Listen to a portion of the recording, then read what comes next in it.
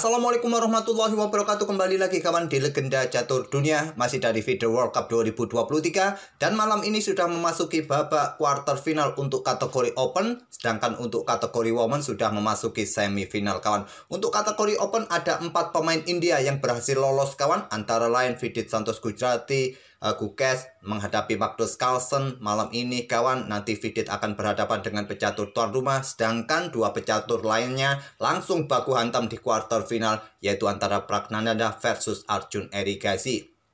3 pemain India sudah pernah kita ulas game-gamenya kawan. Gukesh pernah kita ulas, Vidit tadi siang kawan, dan juga Praggnanandhaa sudah pernah kita ulas gamenya. Satu pemain yang belum pernah kita ulas adalah permainannya Arjun Erigaisi. Arjun Erigaisi ini juga tak terkalahkan sampai babak quarter final ini kawan. Babak kedua dia berhadapan dengan Sergei Azarov, menang di tiebreak kawan. Dan di babak ketiga berhadapan dengan Vladimir Fedosev, menang dalam permainan klasikal. Kemudian bertemu dengan Javokir Sindarov, menang dalam permainan klasikal. Dan di babak kelima berhadapan dengan Nils Grandelius, menang dalam permainan klasikal juga pada game pertama. Game inilah yang akan kita ulas kawan. Pada game pertama permainan klasikal antara Arjun Erigaisi versus Nils Grandelius. Dan tema permainan kali ini adalah French Defense dimainkan oleh Arjun kawan, dan Nils Grandelius melanjutkan kuda C3 untuk menantang variasi Winawer dengan gajah B4. Tapi Arjun memilih variasi klasikal kawan dengan kuda F6 dan gajah G5. Kalau Winawer jadinya seperti ini kawan, gajah B4 yang akan sedikit menghasilkan permainan yang agak liar, yang cenderung ke variasi pion racun. Pion G7 ditawarkan oleh hitam nanti kawan. Setelah gajah B4 Winawer ini ada pion E5 dan counter attack seperti biasa. Hitam dobrak petak pusat dengan pion C5. Kebanyakan ditolak kawan, ditahan, memilih mendorong pion A3-nya terlebih dahulu untuk menantang pertukaran langsung. Gajah sikat kuda C3 diambil balik oleh pion B dan melanjutkan pengembangan kuda ke E7 terlebih dahulu, dan Menteri Putih keluar ke petak G4 untuk menghadapi variasi pion racun dari Winawer. Dan biasanya ditawarkan kawan memilih dengan langkah Menteri ke petak C7. Di sini Menteri Putih ambil pion G7, ada benteng G8, Menteri ambil pion H7 kawan, dan di sini hitam melanjutkan untuk membuka lajur C dengan pion C pukul pion D4, dan jelas tujuan berikutnya untuk melakukan skak garbuan. Di sini kalian bisa pertahankan Menteri mundur ke petak D3 atau kuda ini berkembang sekaligus melindungi petak C3 kawan. Oke, kembali lagi ke langkah aslinya. Tak perlu perpanjang variasi ini. Jalur klasikal dipilih oleh Arjun dengan kuda F6.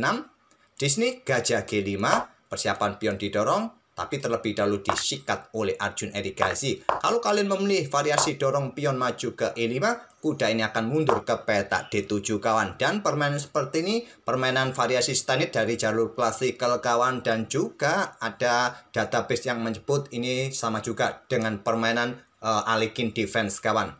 Pion F4 bisa dilanjutkan putih, counter attack seperti biasa pion C5, ada kuda F3, kuda C6, berikan tekanan lebih pada pion D4, gajah berkembang ke E3 perkuat posisi pion, dan pion A6 persiapan pion B5. Di sini bisa melanjutkan Menteri ke petak D2, dan pion B5 bisa dilanjutkan pertukaran langsung, disikat balik oleh gajah, pertukaran sekali lagi di sini kawan, dan bisa melanjutkan langkah seperti kuda ini bergerak ke petak D4, sekali lagi menantang pertukaran, atau pion B4, coba korbankan pion di lajur B untuk usir kuda kawan.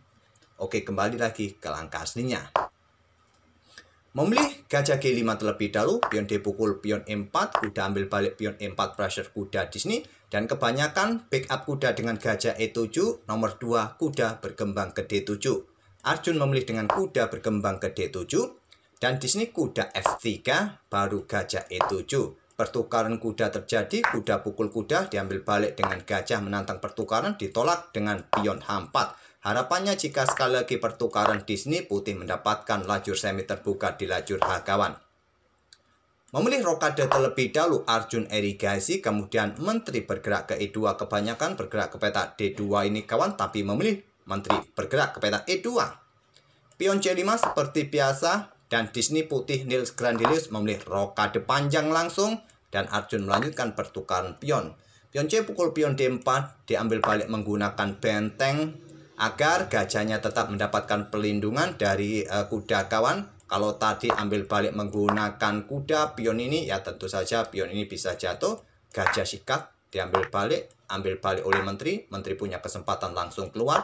Jadi ambil balik pion D4 dengan benteng. Benteng langsung aktif. Menteri keluar ke petak A5 untuk menghindari pimpinan dari benteng. Sekaligus serang pion Disney. Juga melepaskan pimpinan dari gajah. Gajah juga siap ambil benteng. Terlebih dahulu baku hantam. Gajah pukul gajah F6. Diambil balik dengan kuda, ada pion A4 menghindari tekanan dari menteri, kemudian benteng D8 tantang Arjun. Ditolak, menantang pertukaran menteri terlebih dahulu, menteri B5 dan tantangan langsung diterima oleh Arjun. Menteri pukul menteri, benteng pukul benteng terlebih dahulu tempo skak, blokade oleh menteri kawan, diambil oleh benteng putih, diambil balik oleh kuda, dan gajah keluar untuk coba rebut kuda. Tentu saja kuda ke sini bisa saja, tapi memilih raja aktif langsung ke F8. Di sini benteng D1 persiapan menusuk di baris belakang. Di sini raja bergerak ke E7 dan pion B3. Kuda D6 serang gajah, gajah dipertahankan mundur ke D3. Sekarang pion B6 buka akses bagi gajah terangnya untuk berkembang segera kawan. Sampai langkah ke-20 ini gajah ini masih adem-adem baik. Kuda ke pusat. Di sini ada kesempatan ambil pion kawan, tapi tidak diambil oleh Nils Grandelius. Yang ditakutkan gajah ini ya bisa saja terjebak. Kalau nggak mau terjebak ya pion ini siap didorong juga kawan. Ataupun pion G4 terlebih dahulu. Mungkin hitam akan melangkah kuda coba rebut pion Disney. Ataupun melakukan eksekusi pada gajah nanti. Kalau Stockfish menyarankan seperti ini kawan. Benteng diangkat. Kuda ke F6 serang gajah. Gajah sudah tidak bisa lari kawan.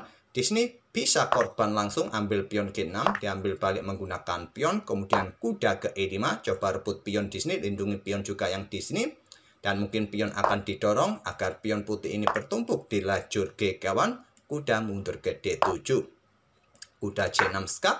Kalian memang terlihat kalah satu perwira, tapi dengan keberadaan pion nanti bisa dikoneksikan di lajur F dan di lajur G ini bisa dilanjutkan oleh putih.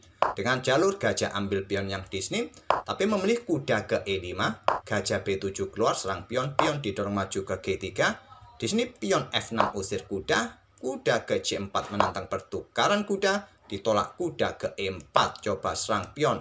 Kalau Stockfish menyarankan sikat saja, memulai permainan endgame kuda versus gajah terang. Tentu dengan dukungan benteng, ditolak melepaskan pionnya kawan, diterima oleh Arjun, kuda ambil pion F2.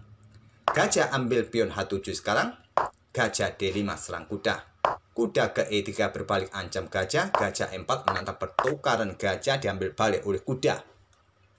Pion G4 melepaskan diri dari tekanan kuda, di sini ada pion G6. Pion G5 tantang putih atau Nils Grandelius, terlebih dahulu benteng digeser ke lajur H. Pion G pukul pion F6 diambil balik oleh raja, kemudian di sini benteng F1 skak. Raja mundur ke G7, benteng diangkat untuk lindungi pion sekaligus ancam kuda. Kuda mundur ke G3. Tuh, nanti lompat ke petak-petak ini kawan untuk menghadang pergerakan pion, menantang pertukaran kuda. Benteng C4 ingin menusuk ke baris ke-7, raja langsung naik ke F6 dan di sini kuda G4 skak. Raja F5, kuda E3 skak lagi untuk sekaligus membuka akses benteng tetap menjaga pion. Raja bergeser ke E5, kuda kembali skak. Raja bergeser ke D6, kuda kembali ke E3, buka akses bagi benteng menjaga pion. Di sini kuda F5 tantang Arjun Erikaisi menantang pertukaran kuda, pressure pion yang ada di petak H4, kuda G2 tetap melindungi pion, dan raja bergerak kembali ke E5. Pion B4 sekarang. Di sini ada benteng bergeser ke D8. Lanjut Arjun. Dibalas dengan langkah kuda kembali ke F4 untuk serang pion. Raja mundur ke F6. Lindungi pion. Pion C3 dan benteng D7 untuk menjaga baris ke-7 dari invasi benteng. Di sini kawan, kalau benteng ini bergerak ke petak C6 ingin rebut pion, salah satu opsi yang bisa diambil oleh hitam untuk menjaga pionnya adalah kuda ini mundur ke petak E7 kawan, ancam benteng. Kalau benteng ambil pion yang di sini temponya skak, raja ke F5 kawan.